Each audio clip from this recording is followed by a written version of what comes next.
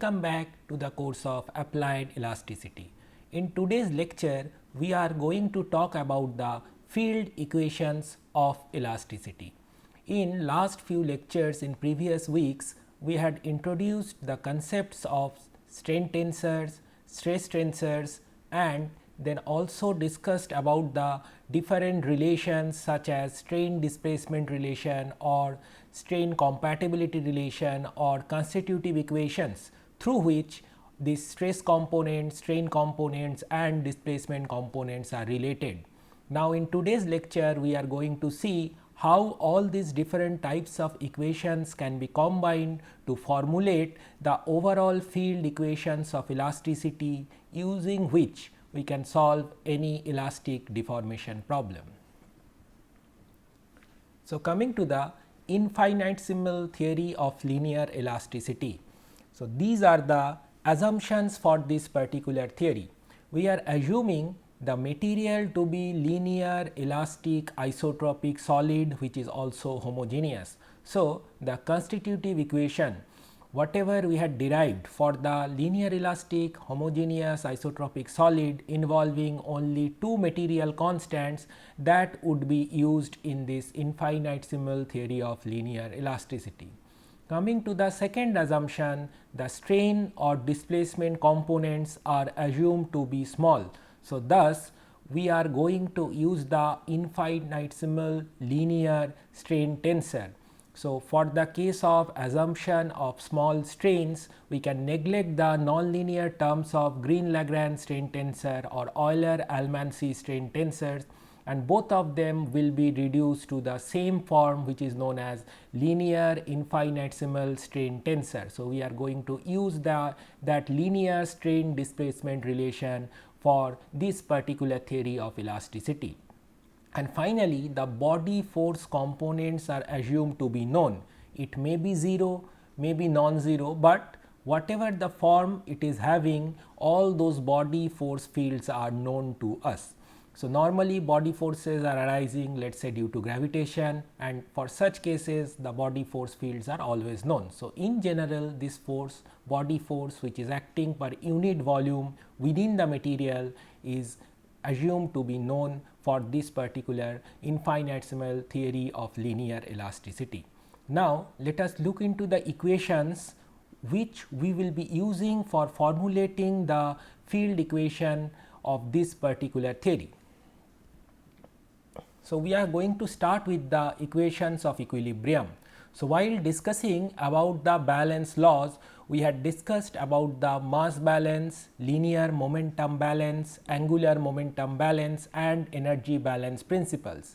If you recall about the linear momentum conservation or principle of linear momentum, that was given as rho a I is equals to sigma I j comma j plus b I, where rho is the density of the material, a I is the component of acceleration vector, b I is component of body force vector, and sigma I j are the stress tensor components. So, this linear momentum conservation principle is valid for static as well as dynamic problems. Now, further, assuming the acceleration component to be 0, which is the case of all elastostatic problems where we are just considering the quasi-static deformation of the body. For such cases, the left hand side term of this momentum conservation principle would go to 0, thereby resulting equilibrium equation as sigma I j comma j plus b I equals to 0, where I and j can take values of 1, 2 and 3. So, these equation if we expand would give us 3 different equations in 3 directions, E1, E2, E3, which may be XYZ for rectangular Cartesian coordinate system, which may be along r, theta and z direction for the polar coordinate system. So, we call these equations to be equilibrium equations for any static deformation problem. Now, after linear momentum conservation, if we look back the angular momentum conservation, that gave us sigma ij is equals to sigma ji, that is nothing but symmetry of stress tensors. So, in general the stress tensor, the Cauchy stress tensor sigma defined as the current force acting per unit deformed area, which is defined in the deformed or current configuration, that is having 9 components, 9 terms. Now, imposing the angular momentum conservation, out of all 9 terms of sigma or the stress tensor, we can say only 6 terms are independent, as the non-diagonal cross terms are equals to each other due to sigma ij being same as sigma ji. Now, moving forward to the strain displacement relation. Under the second assumption of infinitesimal theory of elasticity with small strain and small displacement, we know that the strain components are related with the displacement components in a linear fashion, and that strain displacement relation for infinitesimal small linear strains epsilon can be written as epsilon ij equals to half of u I comma j plus u j comma I, where I and j can take values of 1, 2 and 3. If I equals to j, that will give us the normal strain components, whereas I not equals to j would give us the shear strain components.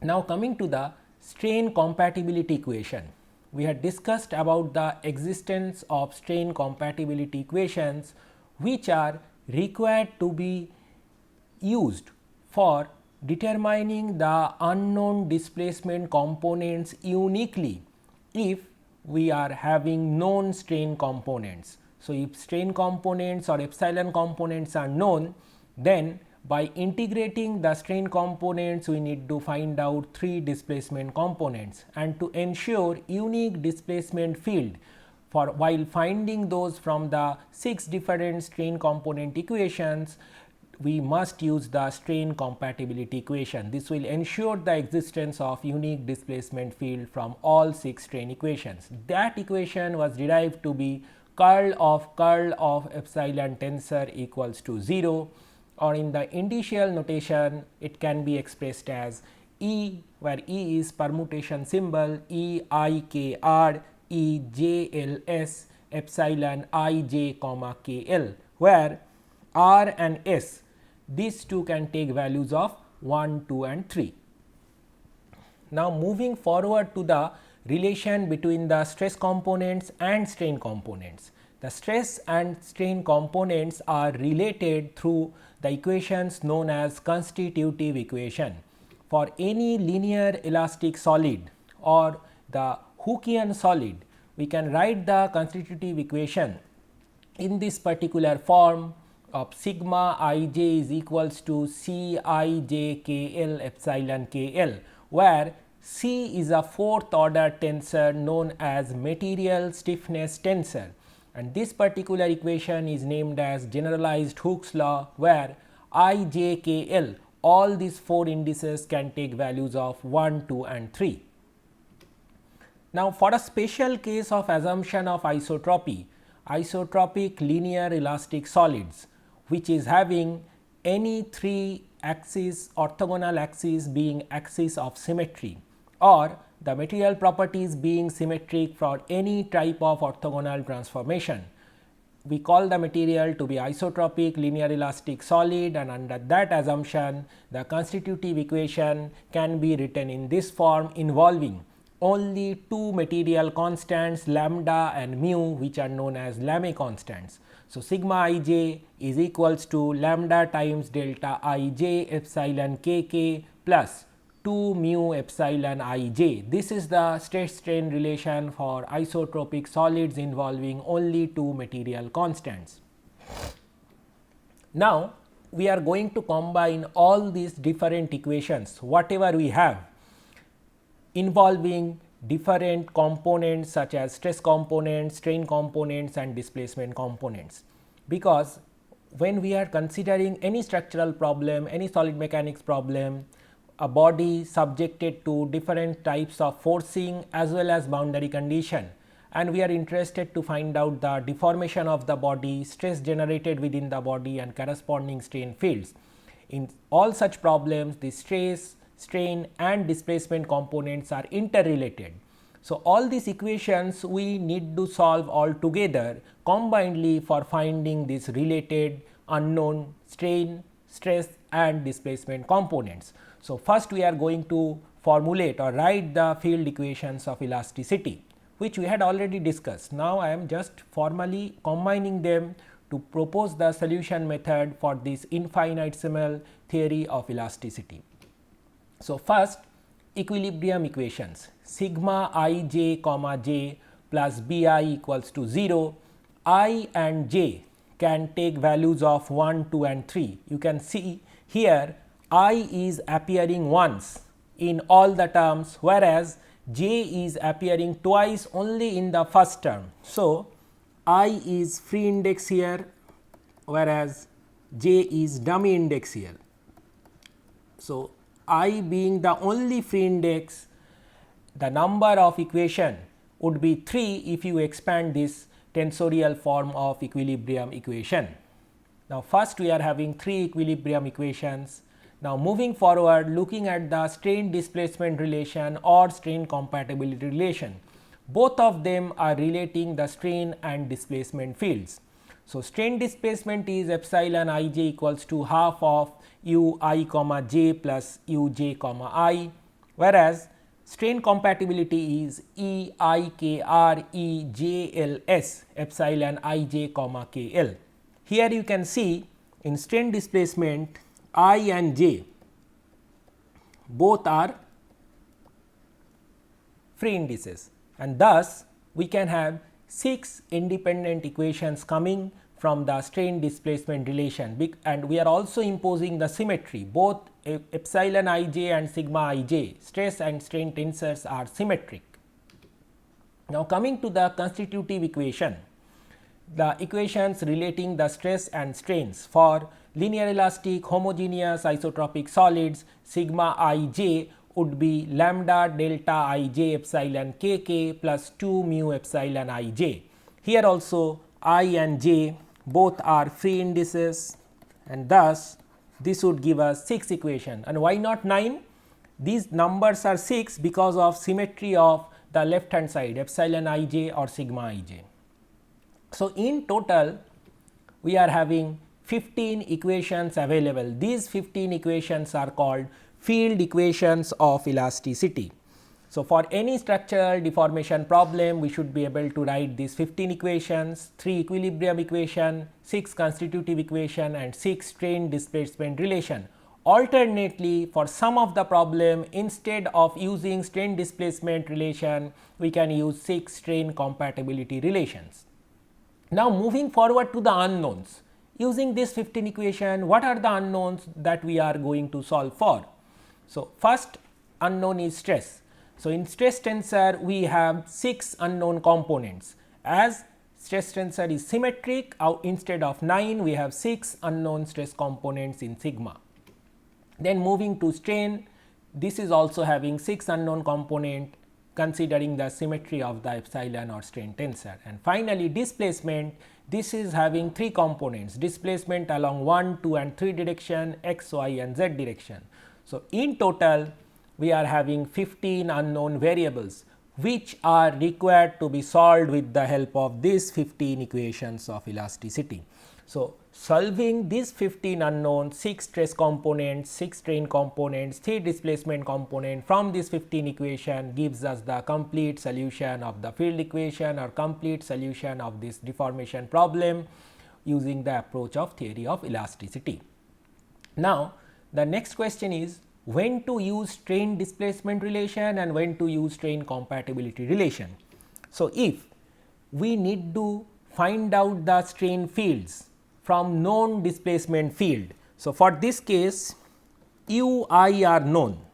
If you know u I, then we need to use the strain displacement relation. On the right hand side of the strain displacement relation, you can substitute the known displacement components, take the derivative with respect to xi or xj, and can easily get or find out the unknown strain fields. Whereas, if just the opposite case is there, instead of knowing the displacement field, the strain fields are known to us. For the second case, epsilon ij, this is known to us, and our objective is to obtain ui. Then we need to ensure the unique displacement field, and for that strain compatibility equation is required to be used. So, based on the choice of available known displacement field or available known strain field, we need to choose which one out of strain displacement and strain compatibility equations we need to opt for. So, in total there will be 15 equations. Either one of compatibility or strain displacement would result 6 plus 6 constitutive equation plus 3 equilibrium equation, total 15, which would be used to solve for 15 unknowns, 6 stress components, 6 strain components, 3 displacement components. Now, note that these particular equations, equilibrium equations, these are the differential equations due to presence of this sigma I j comma j term. Comma j means differentiation with respect to x j. Now, for solving this differential equation, some boundary conditions are required to be supplied, and rest of the equations, the strain displacement or constitutive relations, these are algebraic equations. No boundary conditions are required for solving these equations, but for solving equilibrium equation we need boundary condition. So, for any solid mechanics problem, boundary conditions are essential. Without that, equilibrium equations cannot be solved. Now, moving forward to the boundary conditions. So, for solving the field equations of elasticity, appropriate boundary conditions are required to be imposed on the continuum. Now, there may be different types of boundary conditions available. The first case, the first possible type of boundary condition is known as stress boundary condition or traction boundary condition, which is denoted by gamma t. So, gamma means, normally this term gamma refers to the boundary or the surface. Now, if t is the subscript, this small t refers to the traction. So, if gamma t is the surface having traction boundary or stress boundary, we denote that boundary condition as gamma subscript t. So, this would give us the idea how the body is loaded at the boundary. On the boundary surface of the continuum, we apply various types of loading, point load, point couple or moment or distributed load. So, how the body is loaded, that idea we would be getting from the stress boundary condition or traction boundary condition. Here you can see in this example, R defines the entire region of the body, and for the entire boundary of the body, we are having some surface traction T acting on it. Thus, the complete boundary is called traction boundary, which is denoted by gamma T. Now, moving to the second type of boundary condition, which is displacement boundary condition. Displacement components are denoted by U, and that is why I am writing those as gamma subscript U. This gamma U refers to the boundary having the displacement boundary condition specified. So, this physically gives us idea about the supports to the body, how the body is supported, simple support, cantilever support or some fixed hinge points like that. So, if you consider this, here this green color part represent the body is fixed. So, the entire boundary of the body is fixed. So, thus this is called displacement boundary condition gamma U. Now, moving forward to the mixed boundary condition, where for some part of the body surface boundary or traction boundary conditions are specified, for the remaining part of the body we are specifying the displacement boundary condition. So, here you can see for certain portion of the body we are defining, for this part T is acting on the body. So, this is giving us gamma T traction boundary condition. For this green region, the displacement is specified to be 0, So, thus this is giving us gamma u, the displacement boundary conditions. So, in total these are the 3 possible boundary conditions which can exist in a body. Now, coming to the mathematical description of the boundary conditions, the displacement boundary conditions which are specified over gamma u, the displacement boundaries, we can write the displacement u is equals to some known or given displacement u naught, which is specified along gamma u. So, that if the displacement fields are given to be known and that known value is u naught, which may be 0, may not be 0 along gamma u, then we call that to be a displacement boundary condition. And for the next case, for the stress boundary condition which are prescribed on the gamma t, or these are also known as traction boundary condition. For this, the t surface traction vector would be given as t naught, which is a known surface traction vector along gamma t or traction boundary surfaces. Now, using the relation between surface traction with the Cauchy stresses, we can also write this as sigma transpose n equals to known traction t naught along gamma t, where n is the unit normal vector on the boundary surface gamma t. Now, based on the type of the boundary condition, if displacement boundary conditions are given over gamma u, then we call that problem to be displacement boundary value problem. On the other hand, if the stress or traction boundary conditions are given on gamma t, then we call that problem to be stress boundary value problem or traction boundary value problem. Now, moving forward, please note this point that it is not possible to specify both gamma t and gamma u along the same direction at the same boundary point. So, if you are choosing one particular boundary point and trying to specify gamma t and gamma u, one surface boundary condition, one displacement boundary condition at the same point along same direction, that is not allowed, not possible. So, let us consider this example. We are having this plate which is along the E2 E3 plane. E1 is the surface normal, E1 is the outer normal vector to this plane. Now, let us consider a point on the plane, and we are considering the boundary condition at that particular point P on this plane along the E1 direction, along the normal direction. So, the surface traction T1 along the normal direction is, let us say, given to be 0, and we also want to specify displacement of point P along that same direction, along the normal direction is to be 0.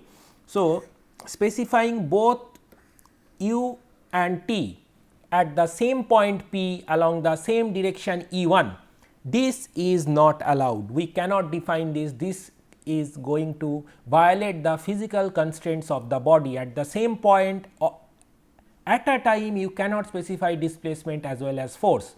These two are not independent. If you are specifying displacement, then force should be free. It can take any value. If you are specifying force, then displacement can take any value. So, for example, if you just take a simple cantilever beam subjected to load P at point A, you are saying that the load at point A is given to be P. So, this is basically your surface boundary condition. Along with that, you cannot say the displacement at point P is also fixed to a specific value. Delta A is fixed to some given value delta naught. These two cannot be specified or at a time, because as soon as P is applied at point A, you know that the deflection of this point would be P L cube by 3 I, which is having a fixed value dependent on P. At point A, delta naught, any arbitrary displacement cannot be imposed once P is already imposed. However, if you are having mixed conditions involving traction and displacement boundary along two different orthogonal directions, but at the same boundary point, that is possible to exist. So, if you consider this case where the along the normal direction u1 is 0, the displacement is given to be 0, but the surface traction boundaries T2 and T3 at point P are specified to be 0 along 2 direction and 3 direction, which are orthogonal to one direction, that is allowed. Now, moving to the boundary conditions for rectangular Cartesian coordinate frame. So, let us consider a body which is having two surface boundaries gamma 1 and gamma 2. So, gamma 1 is x plane boundary 1, which is having its normal along the x direction, and boundary 2 gamma 2 is y plane having the normal to y direction. The stresses, tractions acting on these two faces are like this. So, along the gamma 1 x plane, the stress boundary conditions can only be prescribed over sigma xx and tau xy. The first subscript for these two stresses must be x, because they are defined on x plane, which is gamma 1. For such planes, for boundary gamma 1, no sigma yy boundary condition can be there, because sigma yy can only be defined in y plane. However, gamma 1 surface boundary is defined on x plane. Similarly, if you consider the top face gamma 2, the only two possible stress components on that are normal stress sigma yy and shear stress tau yx in the direction shown, because both gamma 1 gamma 2 are positive x and positive y plane. So, thus stress components are positive in the positive x and positive y direction. So, on gamma 2 it is possible to specify the boundary conditions on tau yx and sigma yy only, but not on sigma xx. So, while writing the boundary condition equation on different surfaces, you need to check which particular plane is that, and accordingly the suitable stress component should be chosen for writing the surface boundary conditions or traction boundary conditions. Now, coming to the same concept in polar coordinate, considering this r and theta being the two polar coordinates on this particular plane, which is r plane, the possible stress components are sigma rr in normal direction, sigma r theta in shear direction. So, on this r plane we can specify the traction boundary conditions on sigma rr and tau r theta, whereas for this, which is theta plane, this is negative theta plane, we can only specify two sigma theta theta and tau theta r, these two stress boundary conditions. It is not possible to define sigma rr for theta plane, it is not possible to define sigma theta theta for r plane. Now, we will be taking two examples. So, first let us consider this box whose sides are aligned along x and y axis, and it is loaded with both displacement as well as stress boundary conditions. So, now we are going to write the boundary condition for all four different edges. Considering the left edge O to C, which is completely fixed, means displacement boundary condition is specified on OC, restricting both the displacement components ux and uy going to 0. Whereas, coming to rest 3 edges, no displacements are specified. So, thus those are all stress boundary condition or traction boundary condition. You can see the top and bottom are free surfaces, free of any stresses, free of any displacements. They are also falling under the category of traction boundary condition with 0 surface traction or 0 stresses. Now, writing the expression of all of them individually. For the top plane BC, this is y plane. So, sigma yy and tau yx, these are the two possible stress components which would go to 0. Similarly, for the bottom plane OA, sigma yy and tau yx would go to 0. Once again, this is y plane, negative y plane. Now, coming to the right face AB, which is x plane. So, sigma xx and tau xy, these are the two possible stress components on AB. Now, as it is only subjected to normal stress S, sigma xx would be S, and thereby the corresponding traction component on x direction of face AB would be S, but tau xy is 0 and Ty the corresponding traction component along y direction of face AB is 0. So, this example is called one example of coordinate surface boundaries, because all 4 edges are parallel to the coordinate axis. They are nothing but the coordinate surface, either x plane or y plane. But for all the problems it may not be the same. We may have the edges which are inclined to the coordinate surface, which is the case for this particular example. So, if you are taking this kind of triangular body which is subjected to displacement boundary condition along AB, that is fixed edge, and on the top face AO we are having a shear stress S flowing towards right. So, AB, the left vertical edge, is having displacement boundary condition Ux Uy to be 0. The top face and the inclined face OA and OB are having stress boundary condition gamma T. On OA we have 0 normal stress. So, this is negative y plane.